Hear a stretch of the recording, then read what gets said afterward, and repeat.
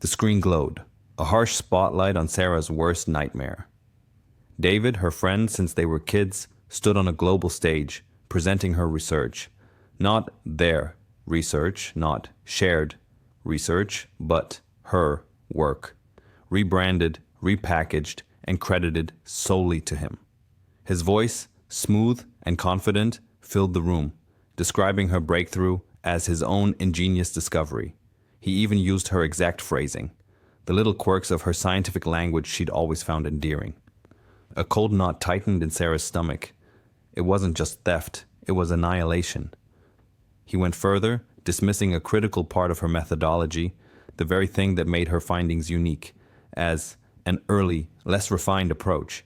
He chuckled lightly, a patronizing sound that echoed in the quiet of Sarah's office.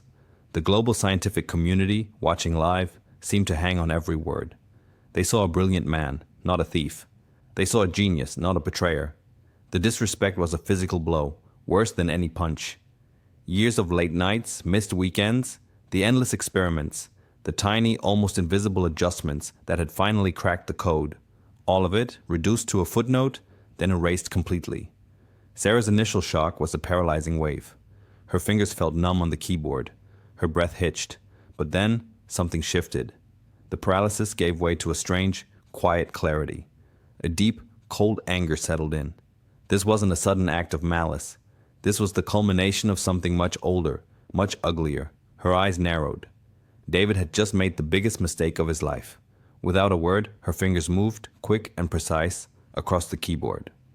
An email, short and to the point, was sent to a single recipient, Dr. Evelyn Reed, the head editor of the Journal of Advanced Physics, the very publication that had been preparing to feature Sarah's original credited work.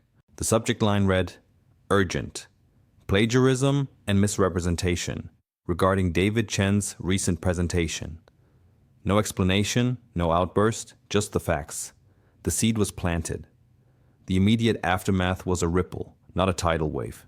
An hour after David's presentation concluded, a terse statement appeared on the Journal of Advanced Physics website.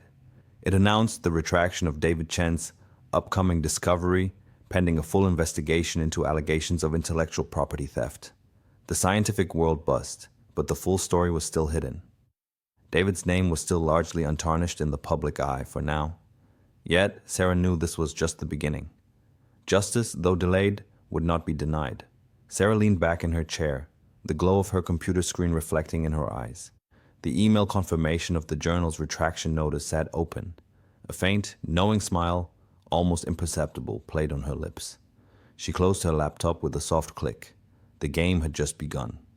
Before we continue, subscribe to the channel and tell us where you're watching from in the comments below. Sarah's journey to that moment, to that quiet, cold anger, wasn't a straight line. It began in a bustling European city, a place where cobblestone streets met cutting-edge research labs. She grew up in a vibrant academic community, a world where dinner-table conversations often revolved around quantum mechanics or the latest archaeological finds. Her parents, both university professors, fostered an environment of endless curiosity. They didn't just answer her questions, they taught her how to ask better ones, how to dissect a problem, how to build an argument. Weekends were spent in museums, not just looking at exhibits, but discussing the scientific principles behind them or the historical context of their creation. This upbringing instilled in her a deep love for knowledge and a belief in the power of discovery. The local customs reinforced this intellectual drive. There were public debates in town squares, informal gatherings in cafes where scholars would passionately discuss their theories, sometimes late into the night. Sarah was often a quiet observer, soaking it all in, learning the rhythm of scholarly discourse. She saw how ideas were forged, challenged, and refined. This supportive environment, rich with intellectual stimulation, shaped her early life, giving her a foundation of critical thinking and an insatiable desire to understand the world. It was a place where intelligence was celebrated and hard work was seen as a path to meaningful contribution. Despite her evident brilliance and the nurturing environment, Sarah harbored a quiet struggle with self-doubt. She saw the vastness of scientific knowledge and felt acutely aware of how little she knew. Every solved problem seemed to uncover 10 new ones, and the weight of that unknown could sometimes feel heavy. Her dreams, however, were anything but small. She yearned to make a significant scientific contribution, something that would genuinely push the boundaries of human understanding. She imagined the thrill of a breakthrough, the satisfaction of adding a new piece to the grand puzzle of the universe. More than just a name in a journal, she craved the recognition that came from truly advancing her field, from proving to herself and to the world that her insights mattered. It was during these formative years, in the competitive yet collaborative world of university, that David entered her life. He was a fellow ambitious student, sharp and charismatic, with an easy smile and a knack for making complex ideas sound simple. He seemed to share her vision, her drive, and her passion for uncovering scientific truths. David was good at making her feel understood, at validating her anxieties about the immense pressure of their chosen path. When she doubted her own capabilities, he would offer words of encouragement, reminding her of her unique perspective and her sharp mind. He often helped her break down intimidating problems, making them seem more manageable. He was a sounding board, a study partner, and for a long time, a trusted friend. Their intellectual partnership felt natural, almost destined. He was there when she wrestled with equations late into the night, when she faced setbacks in the lab, when the self-doubt crept in. He was the one who would tell her, "You've got this, Sarah. Your ideas are brilliant." This established an emotional backdrop of trust and shared ambition, making the eventual conflict not just a professional betrayal, but a deep personal wound that would take years to fully manifest. The comfort David offered, the seemingly genuine support, slowly started to show cracks. At first, they were tiny, almost imperceptible. Sarah would notice small things, like David presenting a shared idea to a professor, subtly shifting the emphasis so it sounded more like his original thought, with her as a helpful contributor. She'd brush it off, telling herself it was just how he articulated things, maybe a bit clumsy in his enthusiasm. But these instances accumulated, building up like tiny grains of sand in an hourglass, each one adding weight to a growing unease. There was the time they worked on a particularly challenging theoretical model for a seminar. Sarah had spent weeks on the core algorithm, refining it, testing it. David had helped with the presentation slides and some of the background research. When it came time to present, David took the lead, explaining the algorithm as if it were a natural extension of his own initial concepts. He'd nod toward Sarah, saying something like, "Sarah helped me flesh out some of the details," making her critical contribution sound like mere technical assistance. She felt a familiar prickle of annoyance, but again, she didn't say anything. The academic environment was competitive, and she told herself she was being overly sensitive, perhaps even a little insecure. Another memory that surfaced was during a group project in their final year. They were a team of 4, and Sarah had meticulously designed an experimental setup that solved a tricky measurement problem. David, seeing the elegance of her solution, took it upon himself to explain it to the rest of the group, simplifying her complex reasoning in a way that made it seem obvious, almost trivial. He'd then add his own minor suggestions, which, while not incorrect, often detracted from the core innovation she had introduced. When the professor praised the team's ingenuity, David was quick to accept the bulk of the credit, giving Sarah a brief, almost perfunctory acknowledgement. These subtle humiliations, strung together over years, chipped away at her confidence, making her question her own perception of events. Was she truly being undervalued, or was she just not assertive enough? He had a way of manipulating situations, always presenting himself as the more capable one, the natural leader. In discussions, if Sarah offered a nuanced point, David would often rephrase it, making it sound more definitive, more his. He'd then receive the praise, while Sarah's original insight faded into the background. She started to notice that when they worked together, he would often let her tackle the most difficult, time-consuming parts, only to step in at the end to polish and present the results as a joint effort, or worse, as primarily his own. It was a pattern of subtle appropriation, a slow draining of her intellectual ownership. The most painful part was how he maintained a facade of support. He would still offer encouragement, still tell her she was brilliant, but those words started to ring hollow. They felt like a way to keep her engaged, to keep her contributing, while he slowly siphoned off her ideas. The trust she had placed in him, the belief in their shared ambition, began to erode. It wasn't a sudden break, it was a gradual decay, a slow realization that the person she thought was her ally was actually a silent competitor, constantly looking for an edge. The betrayal in part 1, the public theft of her research, wasn't an isolated incident. It was the culmination of years of emotional neglect and calculated slights.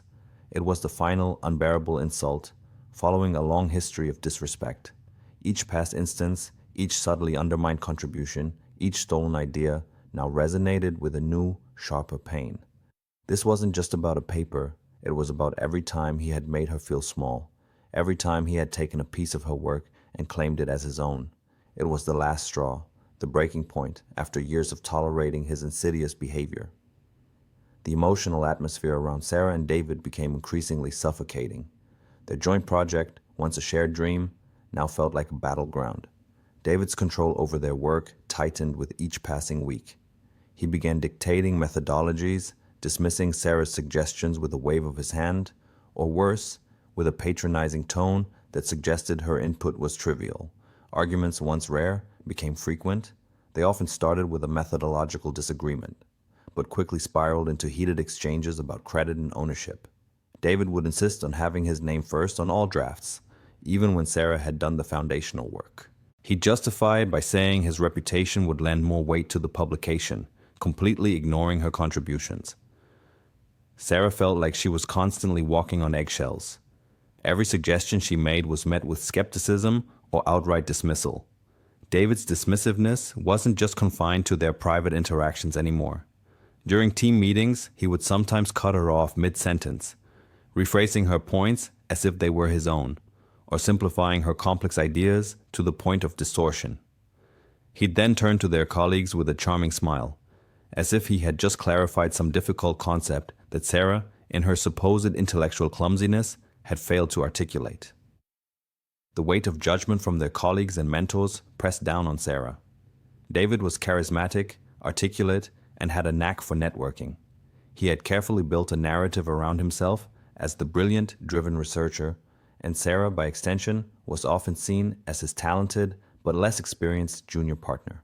When arguments arose, David knew how to present his side convincingly, often painting Sarah as overly emotional or uncooperative. Colleagues, swayed by his charm and his carefully constructed persona, would often side with him, or at least remain neutral, leaving Sarah feeling isolated and misunderstood. She'd catch whispered conversations, or see glances that suggested pity, or worse, doubt in her capabilities. David's behavior grew more overtly hostile. The subtle slights morphed into open arrogance. He started making snide remarks about her work ethic, questioning her dedication in front of others.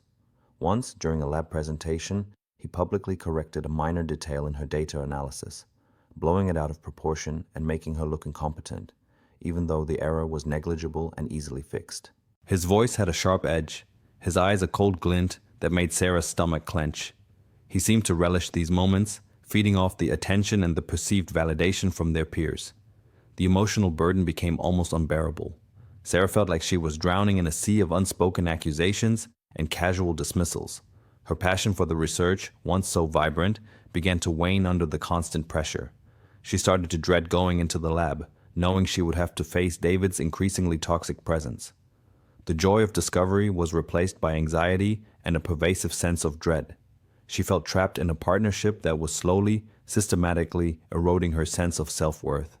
This period was the peak of emotional oppression. Every interaction with David left her drained and questioning herself. She found herself replaying conversations, wondering what she could have done differently, how she could have asserted herself without provoking his wrath. But no matter how she tried, the outcome was always the same. David emerged victorious, his ego inflated, and Sarah was left feeling small, undervalued, and completely alone. She felt like a shadow in her own project, her ideas and contributions systematically erased or co-opted.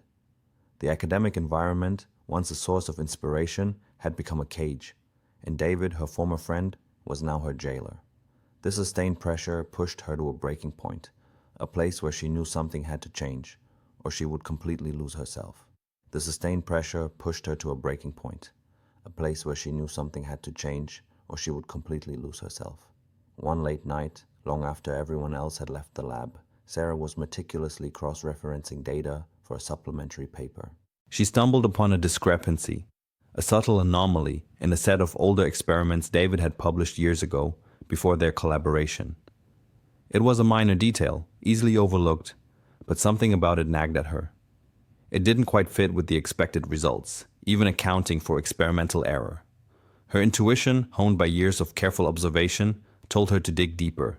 She spent the next few days in a quiet, almost obsessive, dive into archived records, old lab notebooks, and raw data files, all under the guise of reviewing past literature for their current project.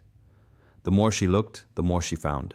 Small inconsistencies began to connect, forming a disturbing pattern. She cross-referenced David's published graphs with the original data sheets, her heart pounding with a mix of dread and a strange, cold clarity. There it was, undeniable. Graphs had been subtly manipulated, data points selectively omitted, and some results, crucial to his conclusions, seemed to have been fabricated entirely. It wasn't just a mistake, it was deliberate scientific misconduct, a careful deception woven into the fabric of his early career. The realization hit her like a physical blow. It wasn't just her current work he was stealing or distorting. He had built his entire reputation, his academic standing, on a foundation of lies. This wasn't a one-off error or a minor ethical lapse. This was a systemic pattern of fraud, reaching back years. The devastating revelation confirmed her deepest suspicions and exposed the true extent of his deception. David wasn't just an arrogant colleague. He was a fraud, a cheat who had manipulated the very principles of scientific integrity for his own gain. A profound silence settled over Sarah as she stared at the screen, the evidence stark and irrefutable. The anger and hurt she had felt over his treatment of her work suddenly coalesced into something colder, more resolute. This wasn't about her anymore, or at least, not just about her. It was about the integrity of the science itself, about the countless other researchers whose genuine efforts were overshadowed by people like David. It was about the trust the public placed in scientific findings, trust that he had so carelessly betrayed. In that moment, a fundamental shift occurred within her. The victim mentality, the constant self-doubt and questioning evaporated. She was no longer just the person David had belittled. She was the one who held the truth, the one who saw the full, ugly picture. Faced with this undeniable proof, Sarah made a profound decision. She would expose David, not out of spite, though a flicker of that was certainly there, but out of a deeper conviction. She would do it for the integrity of their scientific community, for all the honest researchers who toiled anonymously, and for herself.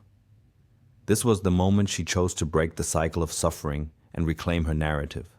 The years of quiet endurance, the subtle humiliations, the constant undermining, they all culminated in this single, unwavering resolve. She would not let his lies stand. The fight wouldn't be easy, she knew, but she was finally ready to wage it. A whirlwind of emotions hit Sarah. First, a cold dread, the fear of what David might do. He was cunning, resourceful, and had a network of contacts built on his fabricated success. She imagined him twisting her words, discrediting her, turning the tables so she'd be the one accused of malice. Then came a wave of doubt. Could she really pull this off? She was an academic, not a warrior. The thought of public scrutiny, of her name dragged through the mud, made her stomach clench. Shame, too, washed over her. Not shame for what she was about to do, but shame that it had come to this, that years of her life had been entangled with such deceit. The idea of the scandal, her private pain becoming public fodder, was almost unbearable. But beneath it all, a quiet strength began to form, like steel hardening under fire. She had the evidence, she had the truth. The first person she cautiously approached was Dr. Eleanor Vance, a senior professor whose sharp intellect Sarah had always admired. Eleanor had a reputation for fairness, but also for being fiercely protective of the department's image.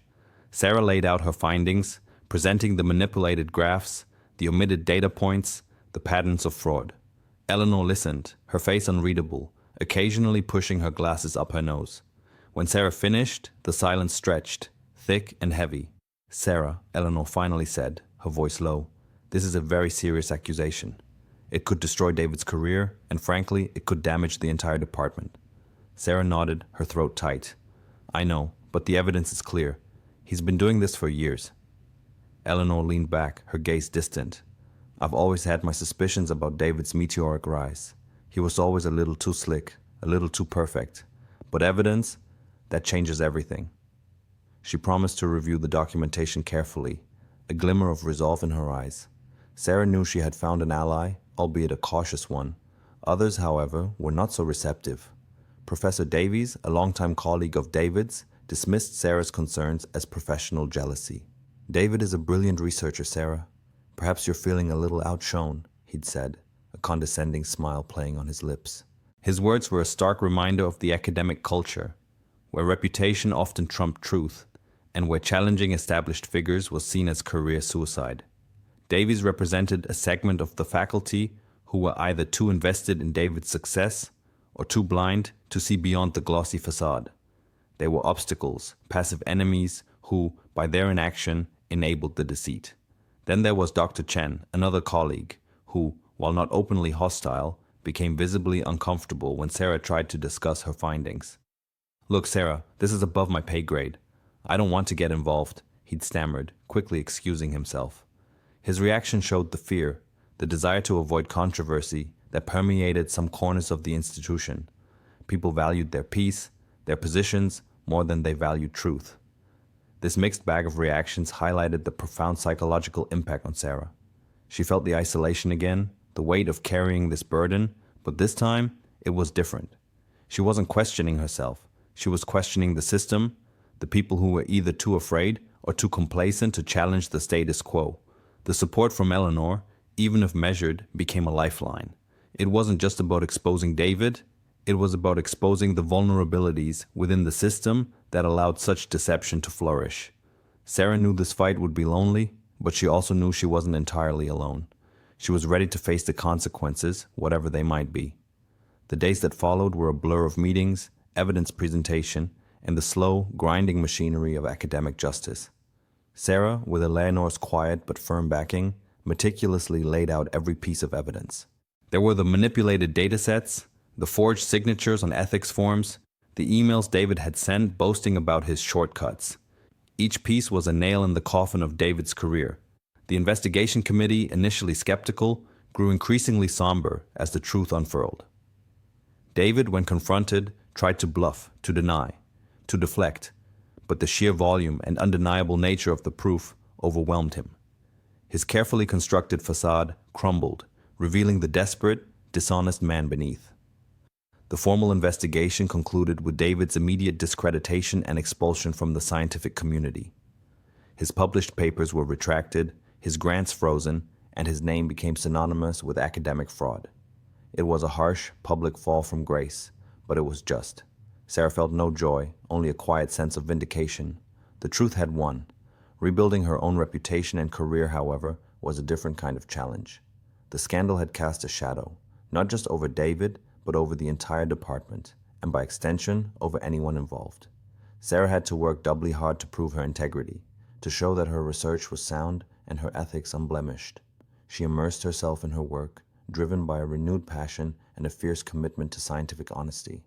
She published new papers, collaborated with new colleagues, and slowly, painstakingly, the whispers of scandal faded, replaced by recognition for her genuine contributions. Her original research, the very work David had stolen, was finally recognized for its groundbreaking insights. It was published in a prestigious journal, this time with Sarah's name proudly as the sole author. The recognition felt different now, earned through adversity, purified by fire. It wasn't just about the science. It was about the journey, the fight for what was right. Sarah often reflected on the spiritual meaning of what she had been through. It was a stark reminder of light overcoming darkness, not just in the abstract, but in the very real, messy world of human ambition and deceit. David had represented the darkness, the temptation to take shortcuts, to steal, to lie for personal gain. Sarah, by choosing integrity, by standing up for the truth, had brought her own light into that darkness. It wasn't an easy path. It was filled with doubt, fear, and immense pressure. But sticking to her principles had ultimately illuminated the path forward, not just for herself, but for the integrity of the scientific community. She emerged stronger, more resilient, and with a deeper understanding of herself. The adversity had not broken her. It had forged her. She learned the true value of her voice, the importance of speaking up, and the quiet power that comes from unwavering commitment to truth. The experience taught her that true recognition isn't about fame or accolades, but about the profound satisfaction of knowing you have done your best, honestly and with integrity.